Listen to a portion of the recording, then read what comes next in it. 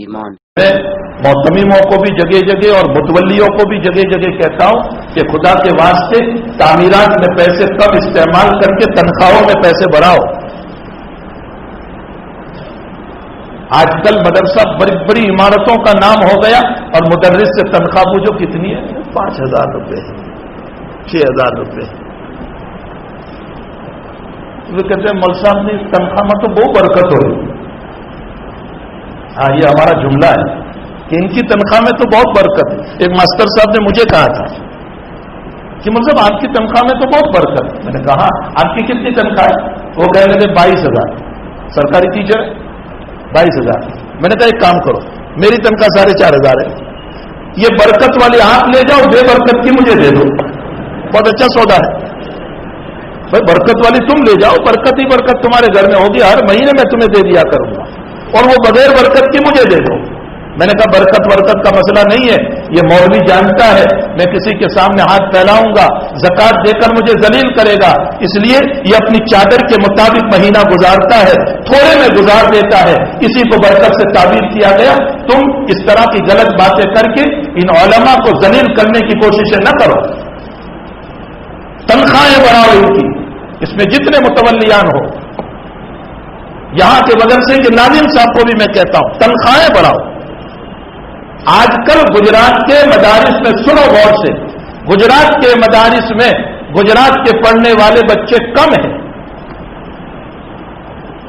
دوسرے صوبوں کے بچے زیادہ ہیں. بہار سے, بنگال سے, کرناٹکا سے, مہاراشٹر سے, فلاں سے. یہ تعصب کی بات میں نہیں کر رہا ہوں, میں یہ کہہ رہا ہوں کہ ہمارے مدرسے کسی زمانے میں یہی دارالعلوم آنند 100 سال پورے ہوئے ہیں. ابھی مولانا کہہ رہے تھے کہ ہمارے وہاں سے بڑے بڑے علماء پیدا ہوئے اور وہ سارے گجرات کے علماء تھے, مولانا اسماعیل صاحب جیسی شخصیتیں. میں یہ کہتا ہوں کہ اب گجراتی بچے ہمارے مدرسوں میں کیوں نہیں آ رہے؟ واپی سے لے کر چھاپی تک دیکھ لو, کیوں گجراتی بچے نہیں پڑھ رہے؟ فیصدی طور پر اگر دیکھا جائے تو ہمارے گجرات کے مدرسوں میں گجرات کے طلباء ہر مدرسے میں 20% یا 25% ہے, اور 75% بچے جو ہیں دوسرے اسٹیٹ کے. ہمارے مدرسے میں بچے گجراتی کیوں نہیں آ رہے؟ وجہ میں آپ کو بتاؤں. گجرات کا ایک اسٹیٹس ہے, گجرات کی ذہنیت تجارت کی ہے, گجرات میں ایک مہنگائی ہے اور اسٹیٹوں کے مقابلے میں یہاں کی مہنگائی ہے, بلکہ اور اسٹیٹ کے لوگ گجرات کو فورین سمجھتے ہیں, اسی لیے یہاں کمانے آتے ہیں. اب ظاہر سی بات ہے کہ جب اہل مدرسہ اور اہل مسجد اور اہل مکتب قلیل تنخواہ دے کر کے مدرسین کو رکھتے ہیں, یہ ان کی مجبوری ہے.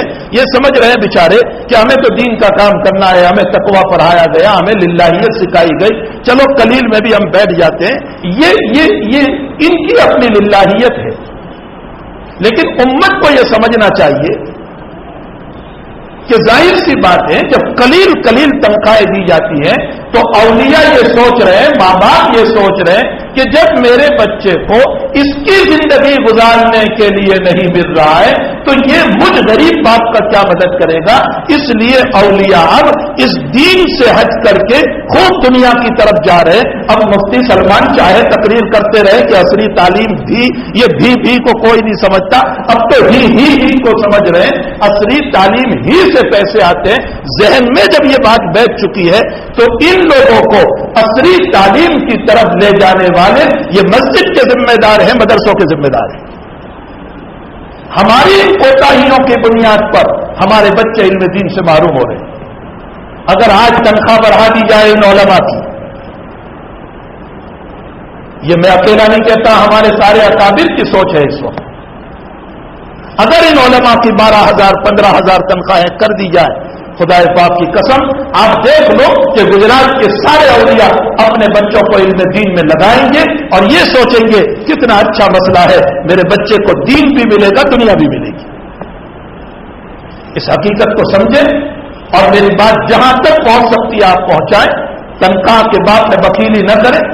افسوس یہ ہے کہ مسجد 1.5 کروڑ کی بنائیں گے, 2 کروڑ کی بنائیں گے اور امام کی تنخواہ 3,000. پھوتے قسمت تمہاری، جس امام کو تم اتنا بڑا امام سمجھ رہے ہو، جس کے پیچھے تم سجدے کر رہے ہو، جو تمہیں نماز کی تعلیم دے رہا ہے، جو تمہارا مقتدا بنا ہوا ہے، اس کے گھر کے اندر بچہ بیمار ہے، بیوی بیمار ہے، پریشان حال ہے، وہ ہاتھ نہیں پھیلا سکتا ہے، اس کے اندر کے رونے کا درد کتنا خطرناک ہوگا؟ کیا ان مسائل کو ہم نہیں سمجھ سکتے؟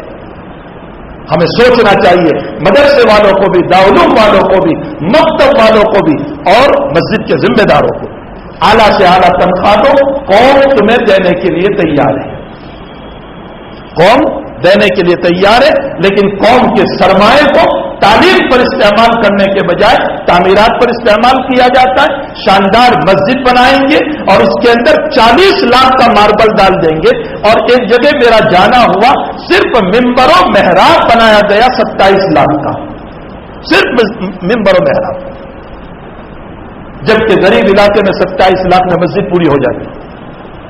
یہ ہمارا اسراف ہے، فضول خرچیاں ہیں، اس سے ہمیں اپنے آپ کو بچانا ہے۔ مدرسہ تو درختوں کے نیچے بھی چل سکتا ہے، بغیر عمارت کے بھی چل سکتا ہے، لیکن اگر ان علماء کی ہم نے مدد کی اور اچھی تنخواہیں دی تو یقیناً علمی دنیا جب مضبوط ہوگی تو خدا پاک کی قسم پھر ہمارے وہاں امام نحو بھی پیدا ہوں گے، امام صرف بھی پیدا ہوں گے، بخاری پڑھانے والے بھی پیدا ہوں گے، اور علم کلام کے پڑھانے والے بھی پیدا ہوں گے، اور وہ صوفی وقت بھی پیدا ہوں گے کہ جو راتوں میں رو کر کے امت کے مسائل کو حل کریں گے اور یہاں روئیں گے اور اللہ کی رحمتیں اترے گی۔